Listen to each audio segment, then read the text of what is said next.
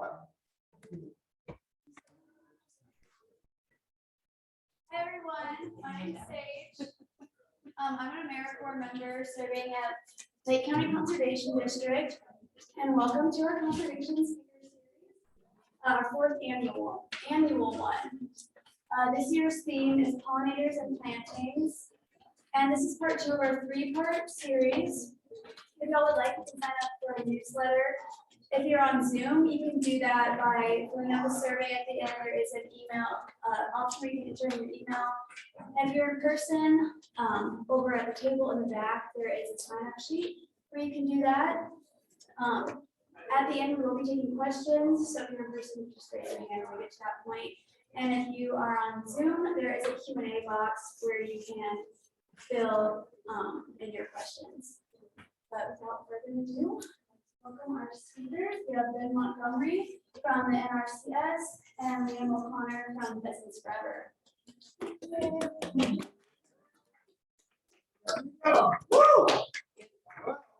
So Liam and I are going to tag team little talk here, and we'll try not to do too much depth on PowerPoint. Let's ask questions as you have them too, please. So we're going to talk about small acre plantings today, obviously, and it doesn't mean they're small landowner plantings or small farmer plantings or small. It just means small size plantings. It's kind of what we're going to focus on here. So, let's see if this is the right one. Okay, I push it go forward. I can click it if.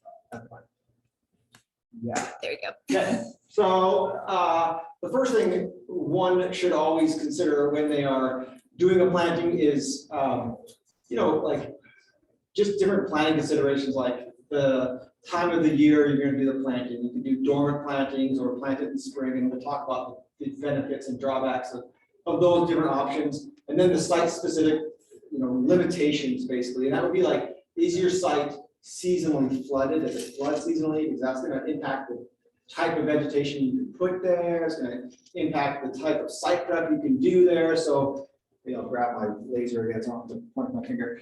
This is like one of those seasonally flooded areas that floods heavily during high water years. And so when we did a planting out here, this is actually the Faust property. And we did some plantings out here in these low areas that flood. We put types of vegetation that can tolerate that type of flooding regime. And in the high areas that don't flood, we put different species that don't need that wet and drying cycle basically. And then this is that same property actually, but this just kind of shows the different types of challenges you'll run into on a landscape. So you have this dry bench here, which is going to be different species composition you probably want to put in than down here in this area that floods. It's wetter. So just be thinking of, do you have areas that are wet? Do you have areas that seasonally flood, or areas that are very dry? Do you have droughthier soils, sandier soils, more clay soils? Those are things you just kind of want to think about. And yeah, go ahead. Yeah, is that me? That was you. The other big consideration is dry land versus irrigated, and that makes an enormous difference whether it's irrigated or not. And in the West, if you plant species that need irrigation on a non-irrigated piece of property, they're just not going to work. So you've got to be thinking about what your precipitation zone is, where you're planting, and in this valley, in general, we're about a precip of 13-ish, depending on where you're at. So if you're on dry land, you want to select species that tolerate and do well in that precip zone. If you're on irrigated, you've got a lot more flexibility, right? You can plant species that do well in dry land conditions and even irrigated, and they'll probably do okay under some circumstances. Or you could use species that tolerate and want much higher volumes of water to grow. So like orchard grass or meadow brome, or species that can tolerate and like irrigation and do better on irrigation. Oops.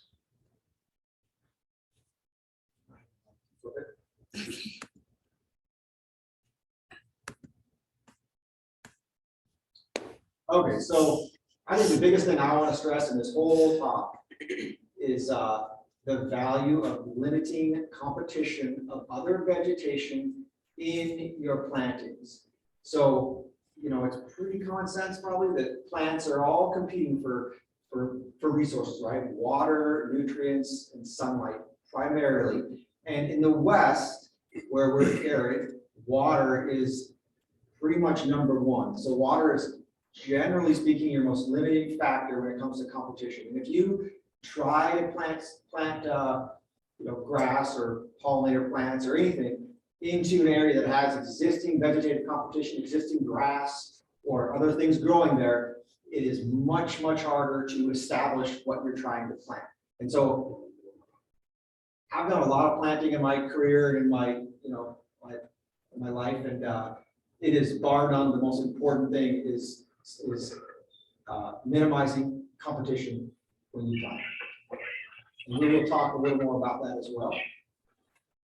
And in our valley, the main competitors we're going to be dealing with, the main challenges are these are some of the species, and so white top is a major problem in the valley, most of you know, and it's just a perennial weed that blooms in May and has a really extensive root system and is really hard to deal with. So if you have white top in an area you're trying to plant, and you plant into something that has white top, you're going to be very limited in how you can control white top into the future. So you really want to make sure that you eliminate, or as much as you can, the white top that is on your area you want to plant before you plant.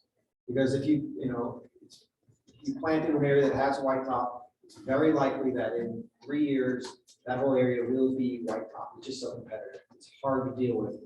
And especially if you're planting like pollinator plants that are broadleaves, just like white top. So you can't spray for white top if you have pollinator plants in and amongst your white top, right? So it just limits your opportunities to manage white top. So controlling it off the bat is really important. And the same goes for these other grasses, which are all very common grasses. Pretty much guarantee you that most pastures in this county have all 4 of these grasses somewhere within the pasture. They're just very common, and they're all very aggressive.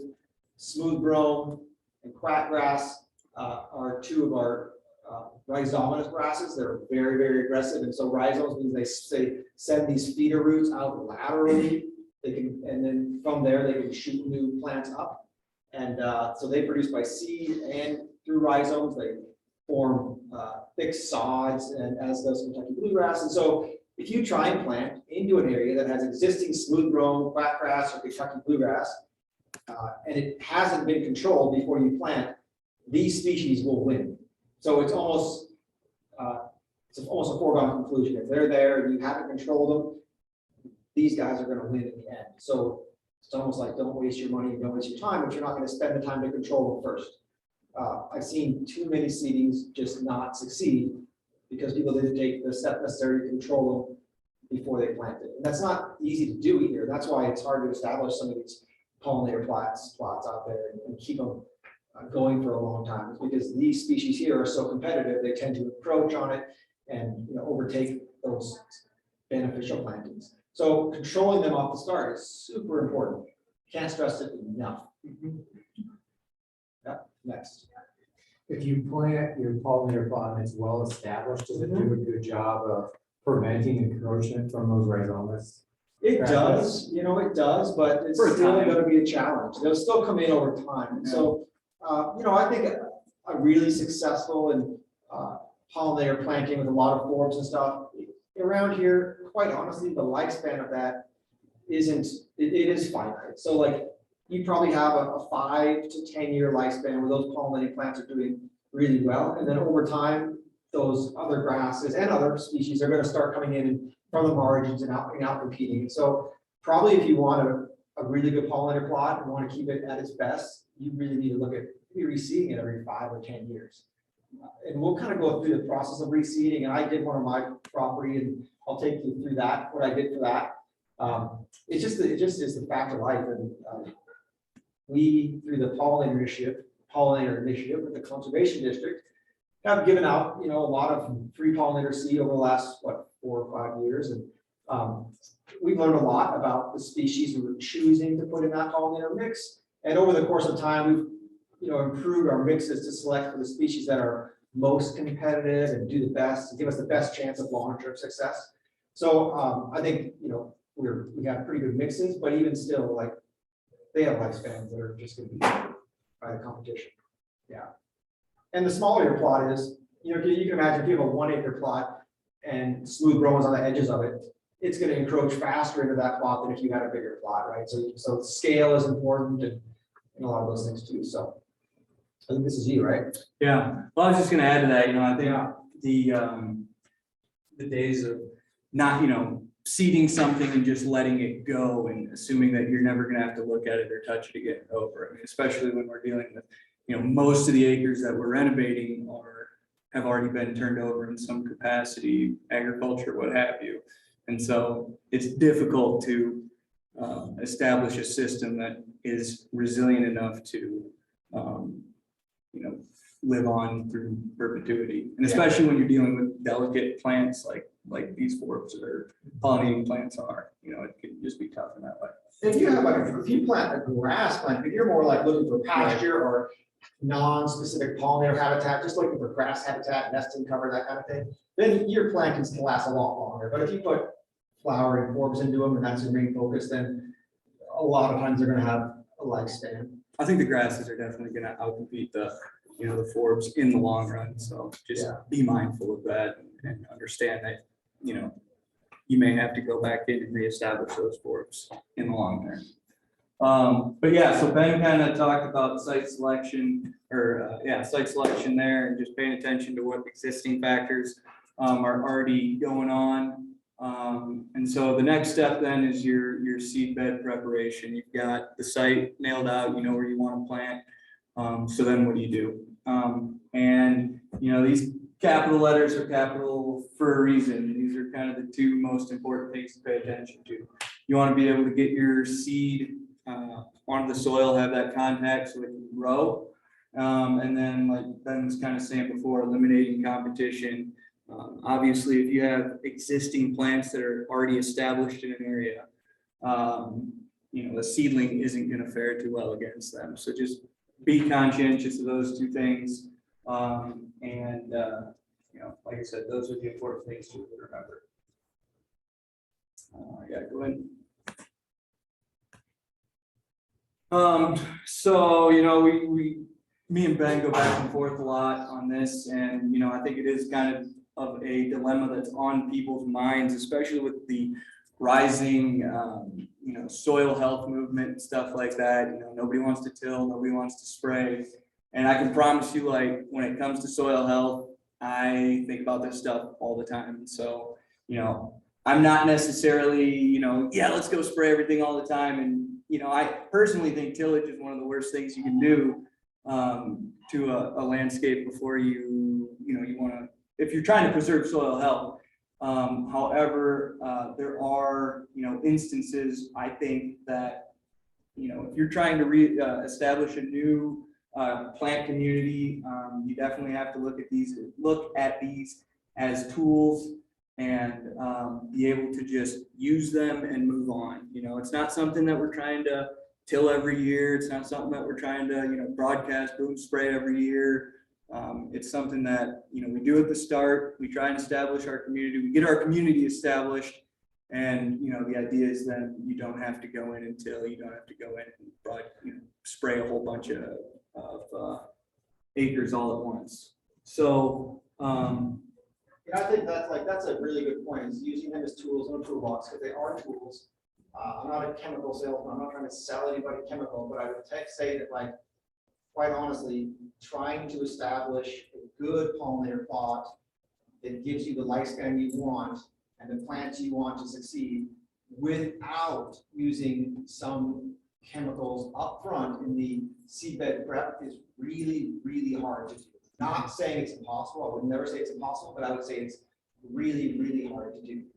And so I kind of look at it as like, all right, well, I don't want to use chemical either. I don't like using glyphosate, but, you know, it's a tool in the toolbox that I'll use early on in my seedbed prep, and then getting that seedbed prepped and eliminating the competition and planting my planting and giving it a chance of good success, then eliminates or greatly reduces my need to use chemical in the future to manage that planting and to control weeds in the future. Just getting a handle on it before you establish it. It's so much better. Yeah, and if anybody has established a good pollinator plot without spraying it or tilling it, please let me know, because I would just love to hear about that. And I mean, you know, and I'm sure you'll have, it's just, it's Yeah. really hard, Yeah. right? It's not easy, and to do that, you have to be very, very committed. And I guess I see people, I talk to people a lot, and they say, I want to, you know, do a planting, and we talk about some site prep and stuff, and you know, I mentioned, you know, chemical and glyphosate Roundup, which is Roundup.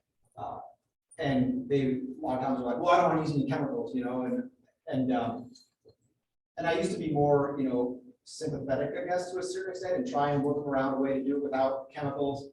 But honestly, like very, very, very few times, maybe none of those times was it ever actually very successful. So it's like anymore, I'm like, you really want to be successful, you almost need to use chemical for a short amount of time. Right. And then eliminate it, the use of it later on. But it's just a tough world we're living in from a competition standpoint, especially in this valley.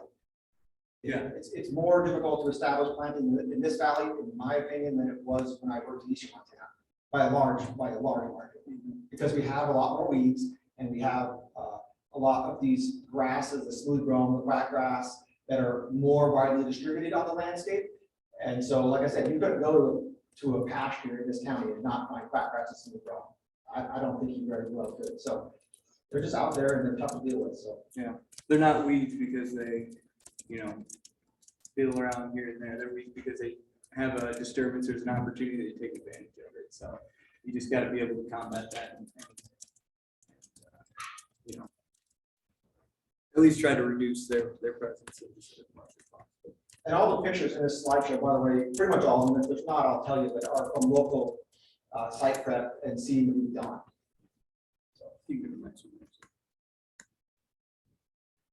So we're gonna look at tillage first. You know, heavy tillage versus light tillage. Are you really, you know, dragging a deep tillage implement through the surface or through the soil, or are you just, you know, harrowing the top? There's a difference in both of those.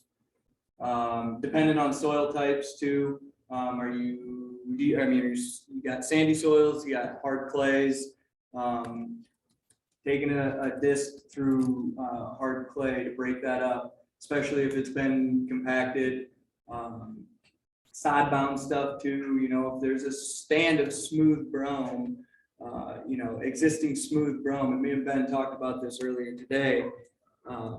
You know, depending on how big of, you know, how many acres it covers, you're not just dealing with individual smooth brome plants. You know, if you got 10 acres of smooth brome, you're dealing with a 10-acre organism. You know, smooth brome is majority clones and rhizominous. You know, it shoots out rhizomes, so it's a rhizominous grass. And so, if you know, if you think you're just gonna deal with that, you know, and I don't mean to personify it, but I mean, if you think you're gonna deal with it by being nice to it, and you know, it's just not happening. You're dealing with an organism that's much bigger than you know, a lot of things that we deal with. So, you know, that's just an example of you know, where tillage can come into play, where you're dragging it through in a rhizominous system. You're dragging it through, breaking up those rhizomes. You're hurting that plant a lot by doing that, and then following up with some kind of chemical application can you know, really go a long ways in dealing with this this stuff. This picture is, just so you know, is a picture of a renovation we did a long time ago, back in 13, I think it was. And it was a stand of quack grass. It was just a monoculture of quack grass. It was all about this tall, and you stand in the quack grass, you know, you could throw a golf ball 15 yards or 10 yards and see the golf ball, right? So it just didn't have dense nesting cover. It didn't have any habitat value to speak of. You know, birds couldn't hide in there. They couldn't nest in there. There was no food value. It was about 60 acres. So we did go through like a 2-year renovation on this. A renovation is where we killed the existing vegetation, renovate it, and then renovate the field, and then replant it to what we want. So this was a picture of that, where we sprayed the quack grass with Roundup, and then this was done before there was really a no-till drill in the county. If we did this nowadays, we probably do it differently, but at the time we had to till it up because we had that sod, right? So we sprayed it to kill the quack grass, tilled it up, prepared a seedbed, and then we actually used cover crops and glyphosate over the next 2 years, and then went back in and planted a desired species, and it did amazingly well. Yeah. I think this is a good point too to remember, regardless of what kind of tillage you're doing, you want to leave a smooth seed bed without dirt clods. I mean, it goes back to the seed to soil contact. A lot of these native prairie seeds that we're using or trying to reestablish will not grow if they're planted below, a quarter of an inch is kind of the rule that you see a lot with grasses. Grasses are a little bit more hardy, they can come up, half inch, even maybe a little farther depending on the species. Wheatgrasses are pretty aggressive. But a lot of these pollinator species are very small seeds. And if you lose those, and a lot of the pollinator species, they recommend 1/8 of an inch. So, I mean, in my mind, 1/8 of an inch is, that big, which is nothing. So if you end up having some of those fall between a couple clods, and then, you go through a cycle with rain or, freezing thaw and stuff, those seeds are going to be lost. They're not going to germinate, especially if they go, too far deep. So make sure that you have a nice, smooth, flat, doesn't necessarily have to be flat, but just a smooth, uniform seed bed goes a long way in making sure that those seeds can get established. Question. Yeah. Did you disc that to get that? Yeah. This right here was disc. Yep, so it was disced up and then cultivated, to smooth it out, and then seeded with cover crop.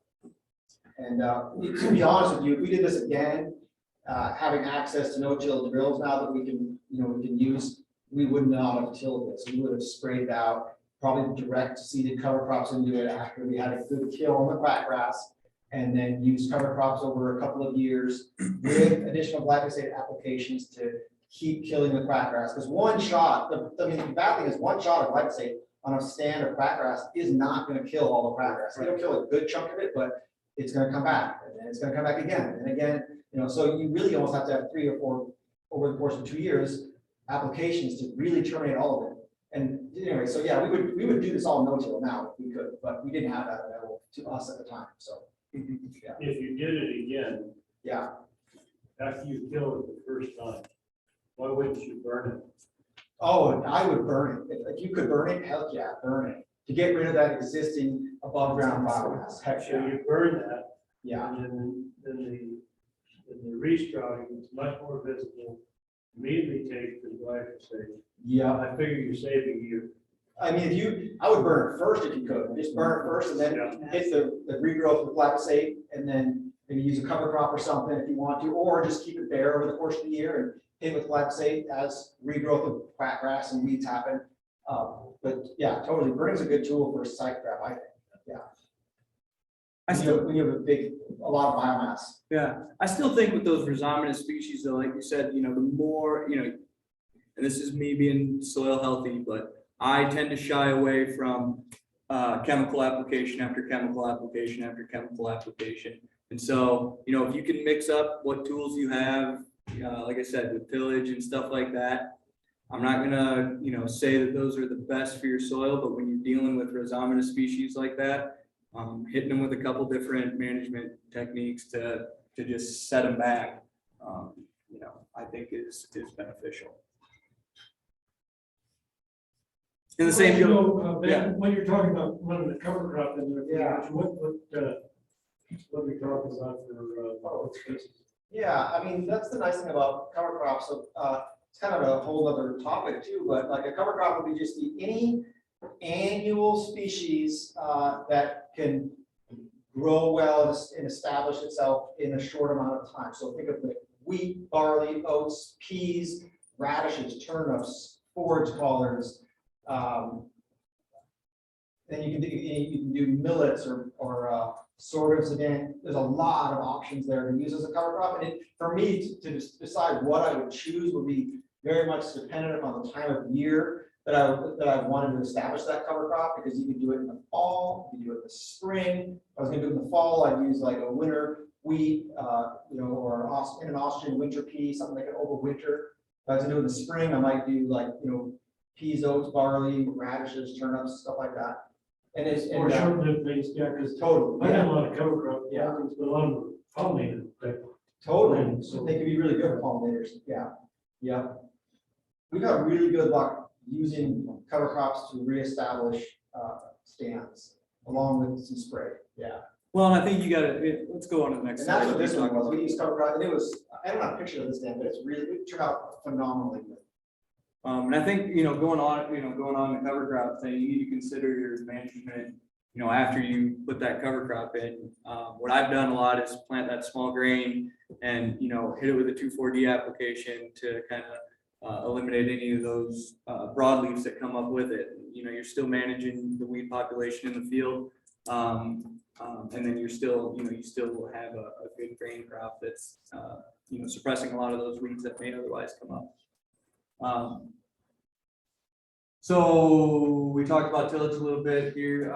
Here's a slide on chemical usage. When you're renovating a stand, glyphosate's kind of your best friend. It's a broad spectrum contact herbicide, so it only kills things that are actively growing via contact with the plant leaves itself. Rate wise, you're looking at 1.5 to 2 quarts an acre. I tend to err on the higher side of that because if you're going to use it, you better use it and make sure that it works. It'd be a shame to see plants become resistant and persist on top of you already adding chemicals. So 1.5 to 2 quarts an acre is kind of what I've seen as far as glyphosate applications, what the recommended rate is and stuff like that. Be sure to calibrate your equipment. That's just so you know that you're getting the right rate. Backpack sprayers, it's a pretty simple process where you mark out a swath and just time how long it takes to spray a given swath. And a lot of this information can be found on the internet, and I can also be a resource to that as well if anybody has questions on that. It just ensures that you're getting a good uniform coverage of your chemical, and you're not over applying, you're not under applying, and it works the way it should. This kind of goes back to what I was saying before: is you don't want to be sitting there pouring chemical on it and chemical on and chemical on. Do it once, do it right, and move on.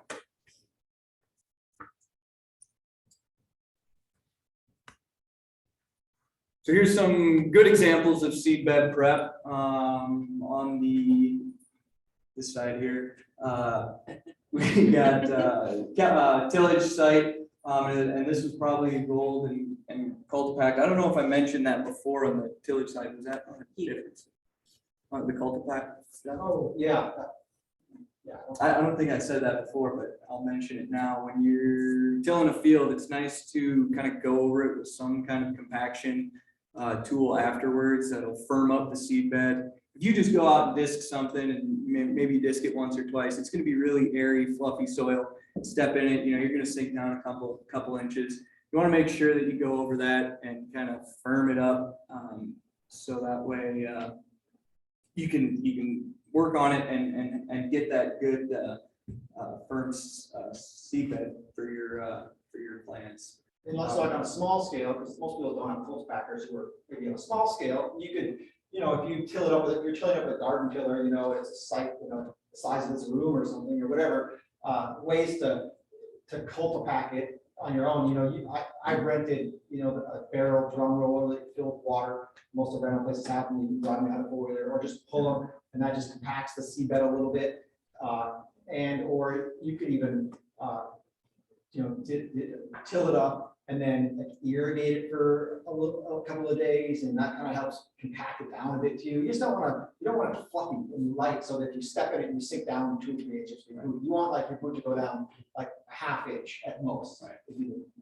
Right. Time's the other thing. Yeah, that's a good point there. Time is another thing that can, just allow that seed bed to settle out, get some rain on it, compact it a little bit naturally, and you should be good to go. The one on the other side there is a good example of no-till, or of a no-till system where the thatch is still there on the surface, and you can go right into that. Realistically, well, I'll say that. Let's And that picture too, just the note was from that picture you saw earlier with the quack grass and the tillage, that's what it looked like when we seeded our actual desired stand after the cover crop. So we seeded into this really heavy cover crop stubble. That's what this is. This is like wheat stubble and different cover crop plants. We had probably 8 different varieties of annual cover crop plants in there. And we seeded right into that, and it was all dead, nothing alive on the surface there. And that really helped trap moisture over the course of the spring and hold moisture so it didn't all the moisture didn't evaporate out. And that established, that's probably the best stand I've ever seen on a dryland site. Yeah, I was gonna say on a dryland site, I tend to lean, it'd be great to have a little thatch layer there because you're gonna be able to hold in more moisture than if you were, tilled up and bare on the surface. So, those are just little things to think about. Moisture obviously plays a big role in your germination. So, and especially here where we're relatively dry, or we can dry up pretty quick, being able to hold all as much moisture as possible. And that was a really sandy site. It's an interesting case study. And so when we planted the cover crop, the folks who planted the cover crop, they kind of dropped all the seed in half of the stand on their first 10 passes. And then the other 10 passes of the seeder, they were just running hardly any cover crop through the drill. And so what happens, we had this cover crop established really well on half of the stand, and then the other half was kind of like a plant here and a plant there, right? And then when we went to actually plant our seed, our perennial stand, 6 months later, you had areas of the field that looked like this with lots of residue. You had other areas that were just bare. It was really the sandy site. And the areas that had that residue established, I would say 5-10 times better than the areas that were bare. It was phenomenal. And then when the second year of this planting, this is a dryland site in Lake County. The second year, the grass, it was primarily basin wild rye, tall wheatgrass, and pubescent wheatgrass, and we did pollinator islands plots in it. But the most of the stand was these wheatgrasses. They were literally over your head, and there was times we had to put the truck in 4-wheel drive to drive through it. And so for a dryland stand in Lake County, I've never seen anything like it. And I really equate a lot of the success of that to that cover crop that we did and the residue that it provided, as well as the nutrient cycling that it probably provided in the 2 years of using the cover crop. But I don't know, it was just great. I have a question about the smaller sites where you're likely not to use a drill. Yeah. Would you maybe, if you're gonna broadcast seed, would you maybe run your leveler or directly following? Or You're what? how do you deal with that? Your cultipacker or your land leveler Yeah. or whatever device you're smoothing out with? Do you do that first and after? I do it first and after. Yeah. Okay, Drop it up, seed it, and then run over it again. Well, and I think it kind of too depends on the time of year that you're seeding. If you're seeding in the spring, I think that's more beneficial, especially on a tilled site. But if you're seeding in the fall and if you're on a site that's been tilled, you can lay that seed out there and, broadcast. yeah, broadcast wise, and it's gonna get in there. Yeah, freeze and You thaw. don't want to run over with a packer, right? I had somebody on a pollinator plot use a leveler after the seed was on and just pretty much pull all the seed in piles. And pull it out. Yeah. A little bit more over. Unaccurate. Yeah. And then we'll break it down. Yeah, that's a good point. So here are just some examples of some poor seed bed prep, like we were talking about before. This is probably an example of before they went over it with the cultipator. You can see that it's pretty loose and just not really conducive to good seed bed. This one, the cheatgrass is coming back, and I think it's important to be able to distinguish between those aggressive, cheatgrass and annual grass. But we were talking about, you could talk about nurse crops as well. Maybe that will save that for a second. But an aggressive early season annual grass like cheatgrass is gonna, it's definitely not gonna be favorable for your seeding due to competition.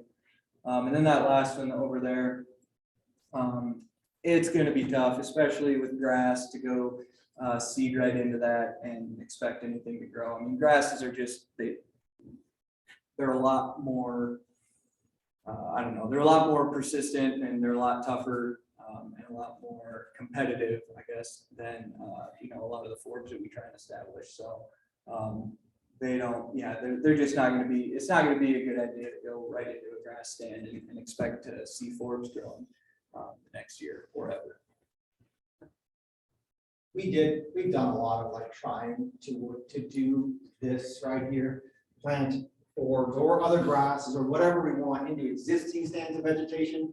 I've tried it 6 weeks from Sunday, it just, I wish it worked, it just doesn't. And so what we see a lot of times is like, you plant it into that, and you go out there that first spring, and you know, it's like mid-April, late April, and you see little seedlings germinating all over the place in your drill rows, and you're like, yes, got it, they're establishing. And you go out there 2 weeks later, and there's half as many. And you go out there 2 weeks later, and there's half as many again. And then you go out there in July, and there's literally nothing left because the grass and the existing vegetation sucked up all the nutrients and all the resources that the little seedlings needed and just beat them out. Yeah.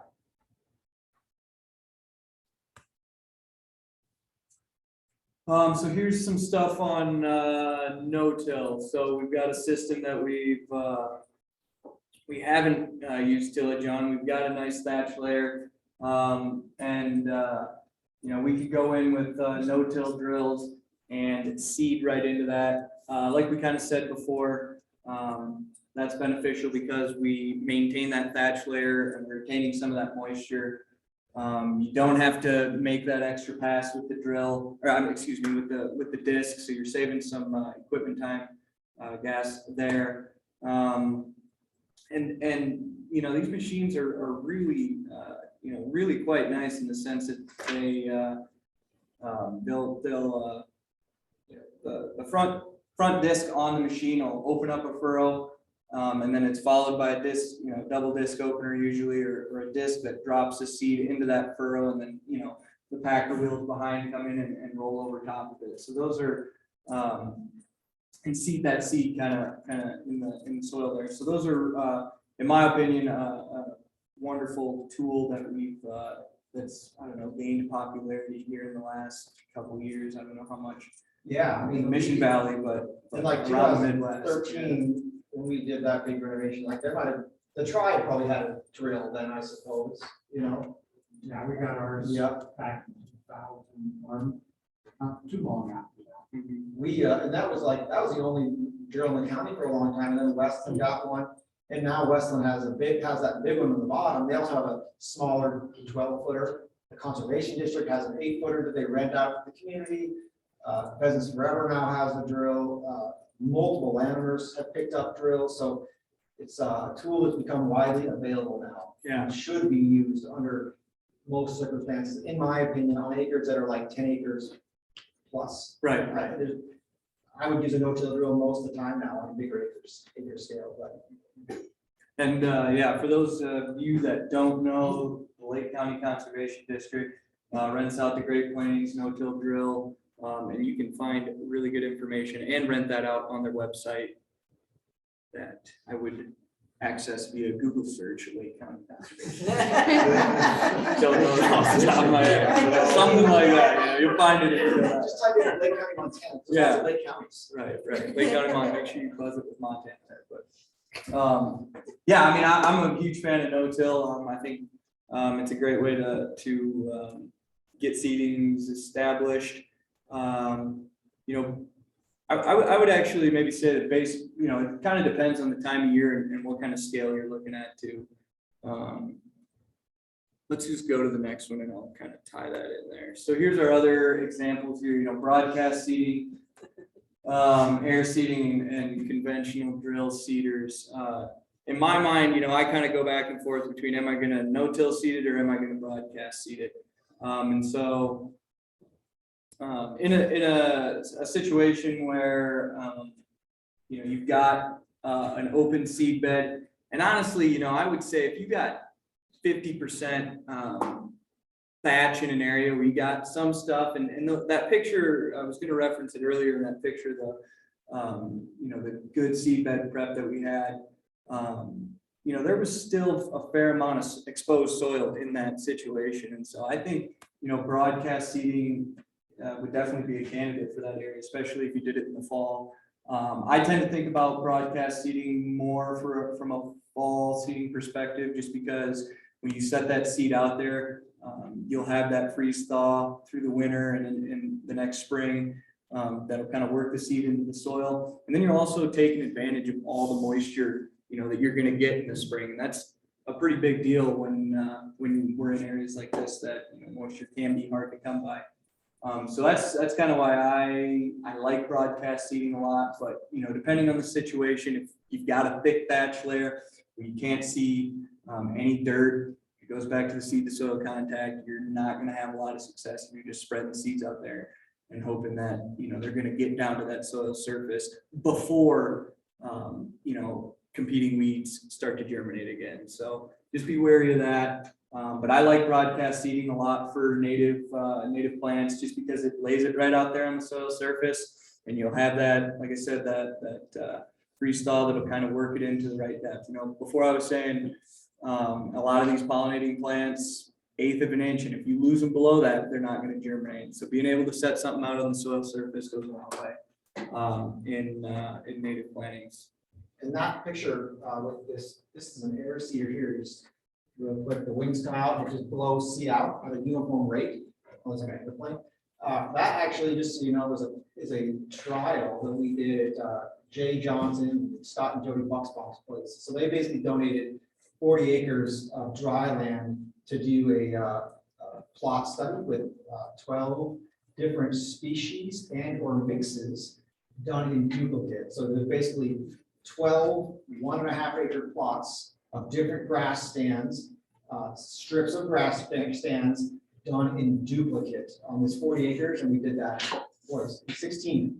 And we learned a lot from that study, and we're still getting information from that study, and it was really great. So it helped us refine some of our dry land, mixes to know what works best in this county, because we tried a whole bunch of stuff out there.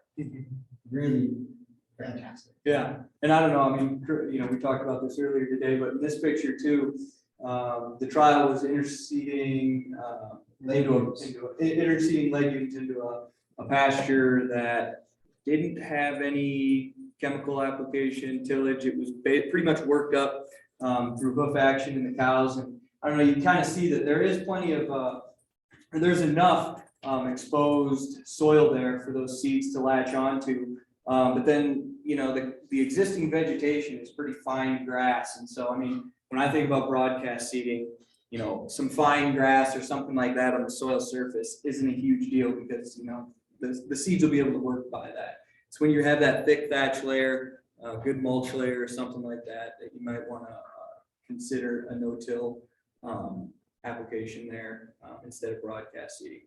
Once again, seed to soil contact is important. Go ahead. Just gonna comment too, that we've tried to get the best of both by unhooking some of the hoses on Notill Drill. Yeah. So that the seed just dribbles out. Yeah. And then you're still working it over, but you're not sending all the seed down to the same depth to get some on the surface. I'm glad you said that, because I had that very idea with our Truax that we got with PF here. And so I was going to work on that, We had to do it last fall because some of them plugged up and froze. So we just, rather than, we just unhooked them. Yeah. And then we just dribbled seed out. Did you use 2 separate seed boxes there? They were all coming out of the same. It was seed all box. coming out the same seed We box. were just unhooking some of the hoses. Oh, okay. So you were working both of them.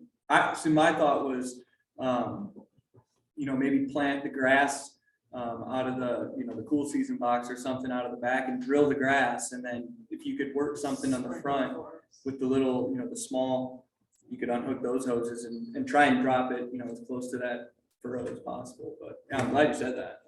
I've been thinking. I do that with a conventional grain drill, where the seed attachment on there, disconnect the hoses, they're only one. Sure.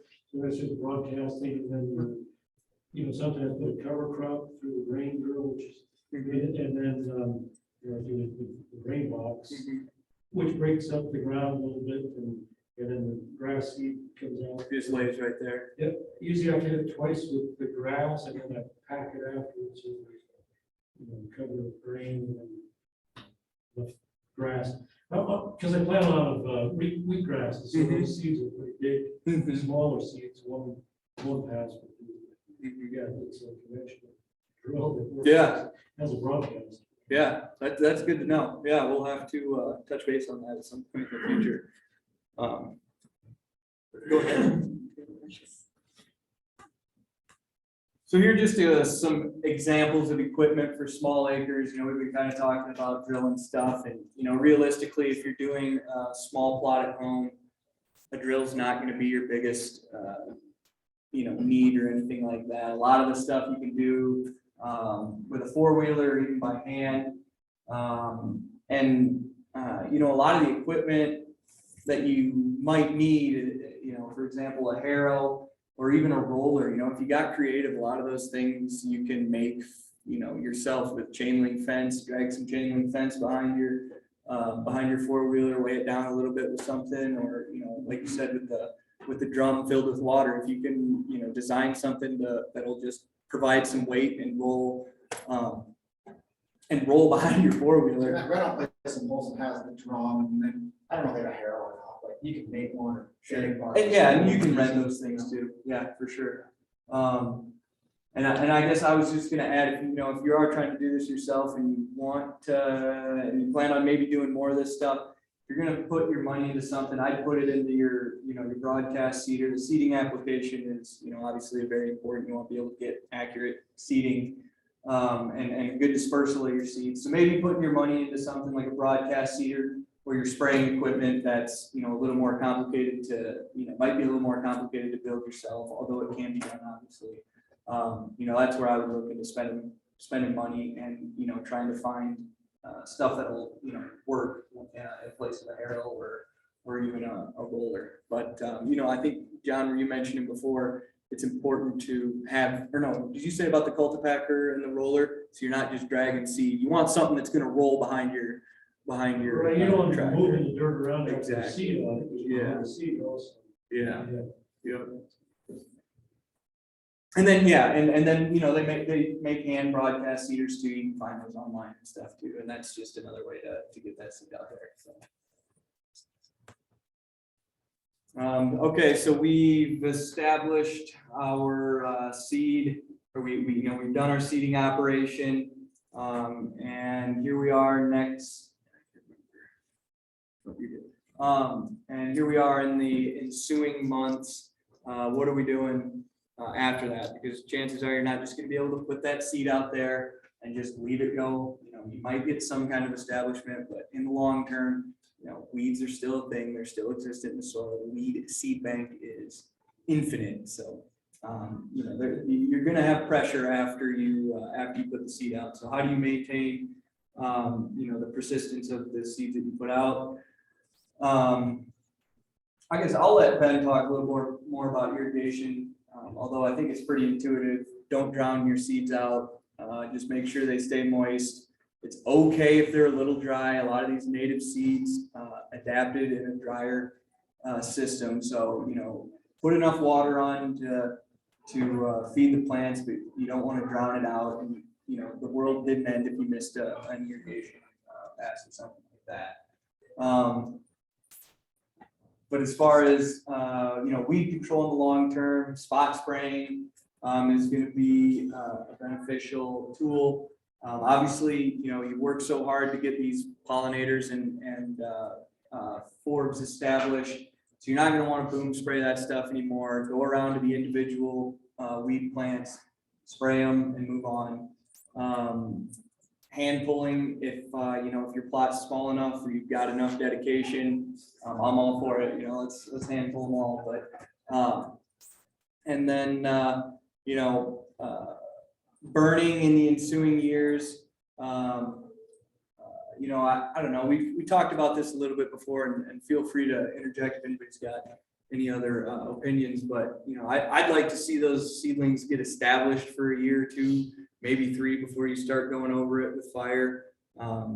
They're obviously the focus. And so you want to make sure that they have a good hold and that they're going to be able to return after fire before going and running fire over it. So I guess my thought was that you wouldn't want to go burn in that, in that next cycle, I guess, where those seedlings are still pretty young, if you've got enough thatch there to burn anyway. Let the seedlings establish, and then burning would be a great tool to just maintain the vigor of those plants. And I say mowing there because I think mowing, as far as post seeding, weed control, mowing is going to be your absolute best friend. You know, mow as often as you can. My only advice there would be just look at your seedlings and mow. You know, if it's a first year deal, mow to the tops of the seedlings. If it's, you know, a second year deal and they're starting to grow up a little bit, you know, you can take, you know, 25%. I would hesitate toward 50, but you can take the tops off of the new seedlings.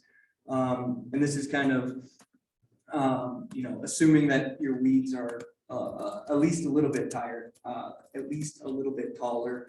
But you definitely don't want to just go in and mow it back down to the surface. Once you take away, you know, the more you take off of a grass plant or something like that, the harder it's got to work to grow back up. And we're trying to favor the seeds that we put in the ground. So mowing, it really comes down to just going out, looking at your plants and mowing, you know, the top 25%, taking the weeds out so they can, so you stop them from setting seed.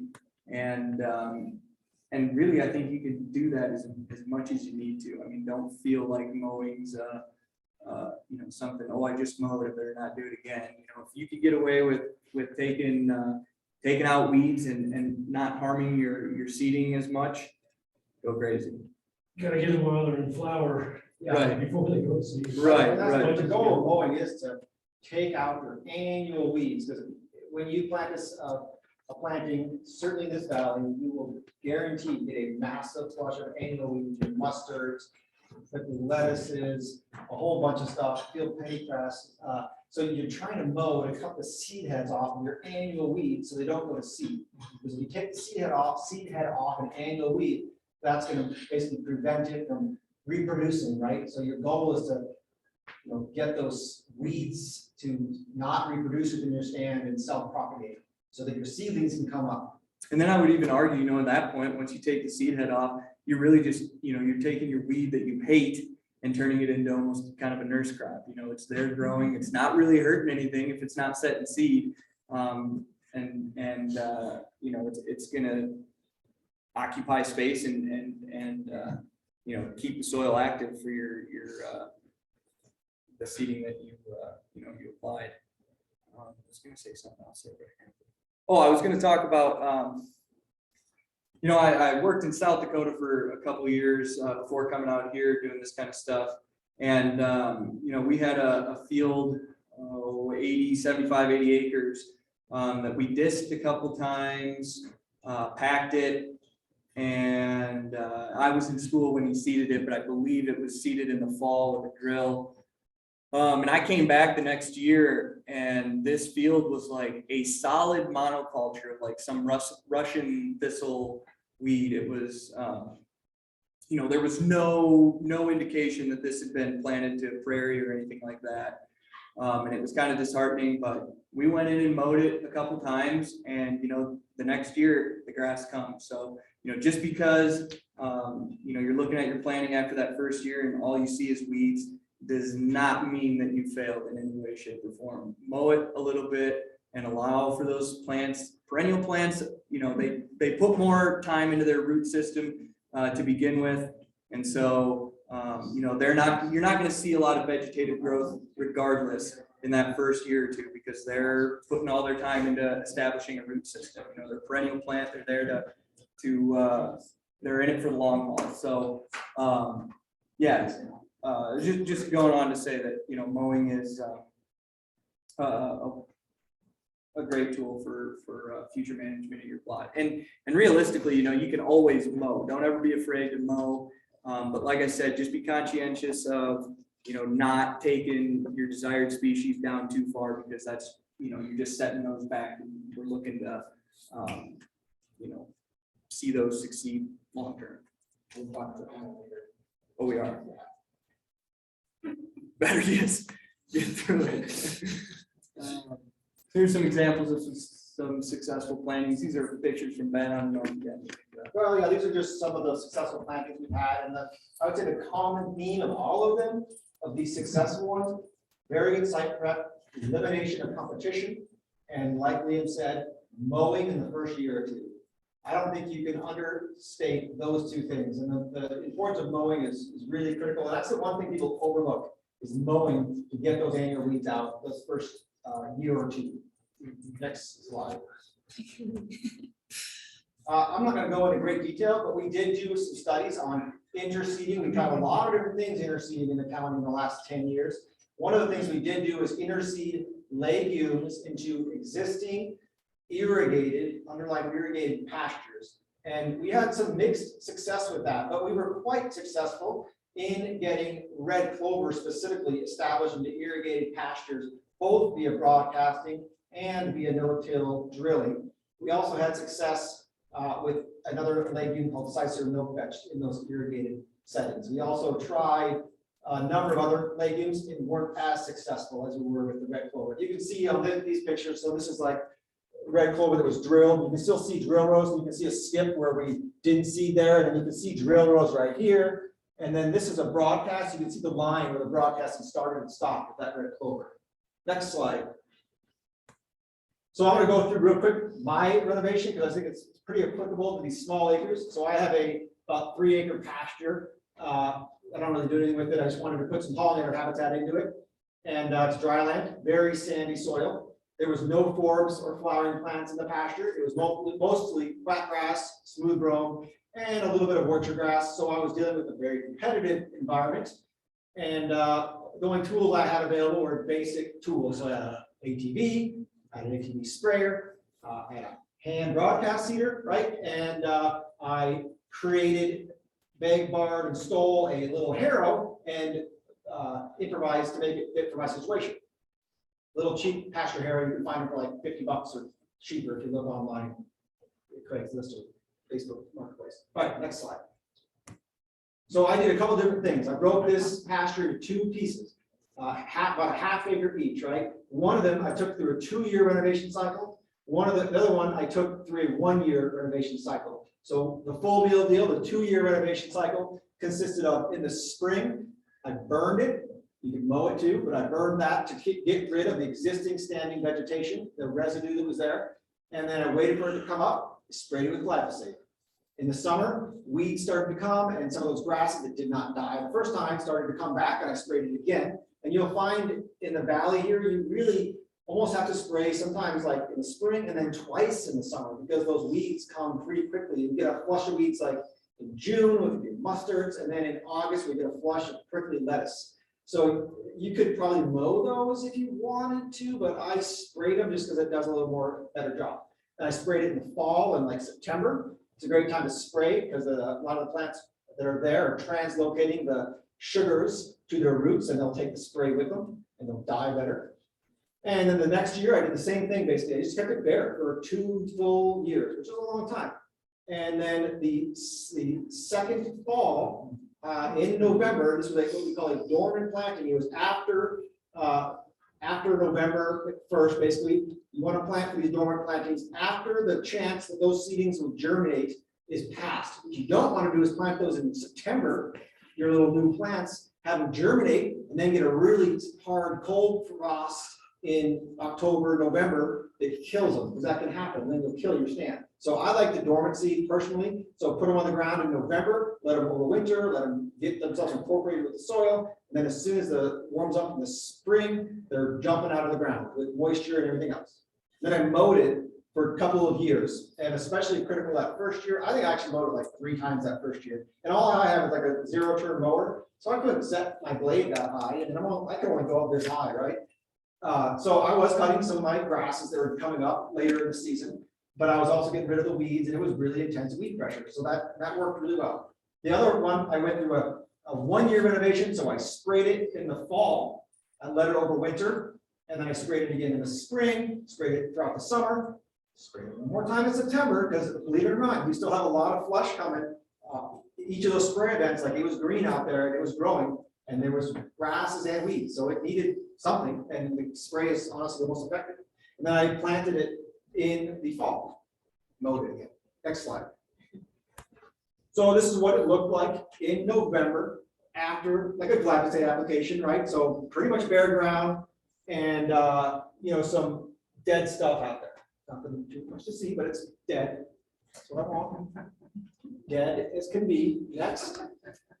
This is what it looked like before I seeded. Now, my thing that's different than some people is I had sandy soil. I don't have a no-till drill. I use a little harrow. So, again, bare ground, it's dead. I use a little harrow behind my ATV to rough it up. I just made this little harrow and kind of put it together. I wrapped chain link fence around some heavy fence posts. And I also had a little 6-foot section of spike tooth harrow. So I just drove that around in circles, you know, get it all rubbed up, went ahead and broadcast it by hand. And then I harrowed it again a little bit to get it incorporated. Nothing crazy about it, nothing too special. Next, simple. And this is what it looked like in the spring. Next. This is what it looked like that first summer. And you can see the weeds coming. And this is probably, I don't even know when I took this, but it's probably like after I mowed, and I had a hard time even like getting all of the weeds cut well enough so they didn't establish some seed. There was still some seed, but I did a pretty good job of keeping that competition limited. So everything that's brown here is weeds. So you can see like that first year, if you walk out there, you're like, oh, it failed. And I can't tell you how many seedings I've been involved with, where the first year, the farmer or the landowner is like, oh, it failed, it sucks, it's not gonna work. And you're like, just don't, I always say, don't look at it, just go inside. Go inside. And that's what it looked like the first year. So that's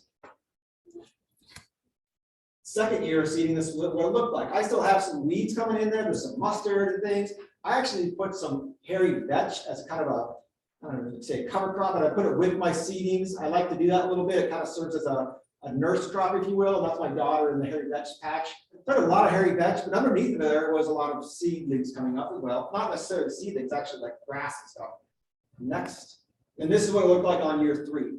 So it was really successful. And I did a lot of different types of seedings and mixes in there. So I kind of broke it up into different things.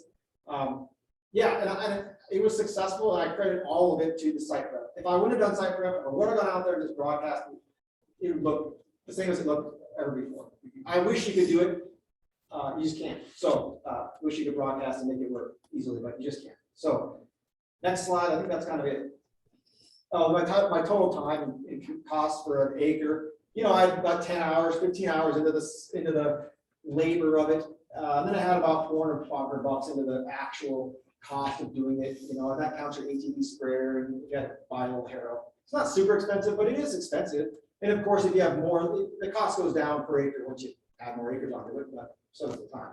I don't think we can maybe, you know, I'll just point out too, a lot can be said for good quality seed too, so keep that in mind. Don't Yeah. skip out on your seed, you know. We can help you put a mix together too, if you're looking at stuff like that. Right. We've got good mixes now that we've tried and tested and stuff, so. And pollinator seeds are expensive. That's just the way it is. They're hard to harvest.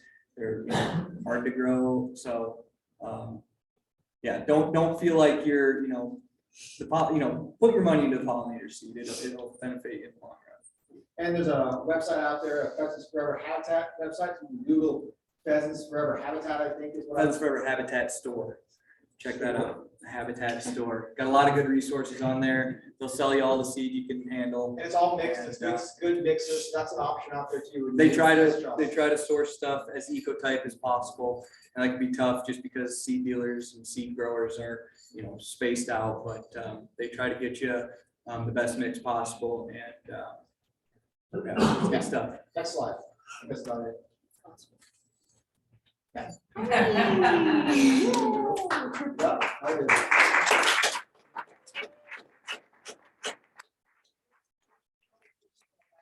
Hey, well, we've done a lot of different trials and different things in the county in the last, I don't know, 10 years, including this interseating trial, which if you're interested in doing that, it's a publication up there. If you want to do it, talk to me about it. We can talk about your specific situation. And we have like a seeding recommendation for the county we can put together, a pollinator planting guidelines, just a lot of stuff that the conservation district and NRCS have kind of put together cooperatively. One last thing, Pheasants Forever Banquet, April 9th. I'm gonna put the plug in here. Yeah, be there. You can contact me, contact David Benella if you need any additional information on that. But you know, the importance of being there and supporting your local chapter goes a long ways. Those dollars stay local. They go on the ground here locally. And you know, we can't thank you enough for your support. So, Yeah. look at that. All right. Kurt has a question. Yeah, I didn't hear anything about fertilizer. What's the? yeah, that's a good question. I don't fertilize my plantings, and I never really have, and I haven't had, I don't feel like I've missed out on anything, but I also wouldn't say that somebody who tells you to fertilize a little bit is wrong. Because I don't know the answer, if fertilizing mine would have done better or worse. Art has something. Well, I would just make the comment that weeds love fertilizer. Every weed, they love the more nitrogen you put in, the more, the native, you're going natives, they don't. Yeah, deal with it. conventional fertilizers. Yeah, And conventional. grasses, you need to put some research into. Yeah. But conventional fertilizer is weeds love. Are they trying to sell you something, or are they really in it for your seeding, you know? I don't know, yeah, and I don't want to say it doesn't work sometimes better, but I've never done it, and I don't think I've lost anything by not. I've got borderline south soils. No weed allergens, so what kind of things should I be doing? That's a good question. So I'd say, you know, you want to look at species that are tolerant to that sort of thing, and they're out there. I mean, we could put together a mix for that. That'd go a long way. Yeah, there's a lot of good species out there that can tolerate that, and we can put that together, no problem, and there's a Boosting lot of your, native species in Montana do well in that, you know, so. It actually, let's say, it's actually gonna be a benefit, because you can pick species that do well in there, and it might do better out competing stuff too, you know. boosting your organic matter can go, you know, if you got anything there, and obviously that can be tough depending on your situation, but, you know, that is a good way to, you know, combat that kind of thing. So keep that in mind too, you know. Any other questions? There's probably tons of Zoom questions. Oh, man. I was gonna say, next time we'll have to schedule a half a day for, you know, if we're gonna get up and talk. For your mowing. An hour was kind of short. I didn't feel like we covered it. All right, thanks, everybody. Thank you, everyone. Thank you, guys. Thank you. Good presentation, guys. Yeah, awesome.